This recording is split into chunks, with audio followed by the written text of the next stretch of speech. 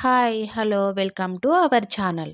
ఈరోజు నీతి కథ చిలుక పలుకులు. ఒక అడవిలో రావి చెట్టుపై చిలుక తన ఇద్దరు పిల్లలతో కలిసి జీవిస్తూ ఉండేది. ఒకరోజు పెద్ద గాలివాన రావటంతో చిలుక గూడు పడిపోయింది. తల్లి చిలుక చనిపోయింది. అటుగా వెళ్తున్న ఒక వేటగాడికి ఒక చిలుక దొరికింది. మరో చిలుక పిల్ల సమీపంలోని ముని ఆశ్రమంలో పడింది. ఆ చిలుకను ముని బాలకులు చేరదీశారు. కొంతకాలానికి అవి పెద్దయ్యాయి. ఒకరోజు ఆ ప్రాంతరాజు అడవిలో వేటకు వెళ్తుండగా వేటగాడి దగ్గర పెరిగిన చిలుక రాజును చూసి ఎవడో వస్తున్నాడు, తరిమేయండి వాణ్ణి అంటూ అరిచింది.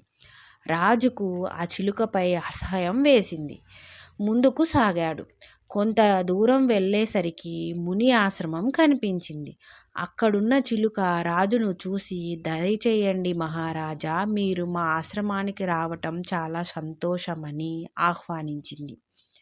అప్పుడు ఆ రాజు, ఈ రెండు చిలుకలు చూడటానికి ఒకేలా ఉన్నాయి, కానీ వీటి స్వభావం ఎంత తేడాగా ఉంది అన్నాడు. దానికి ఆ చిలుక, వాడు నా తమ్ముడు మహారాజా, వేటగాడు వద్ద పెరగటం వలన అలా మారిపోయాడని చెప్పింది చిలుక. దీన్ని బట్టి నీతి ఏమిటి అంటే, పెరిగిన వాతావరణం బట్టే మన ప్రవర్తన ఉంటుంది.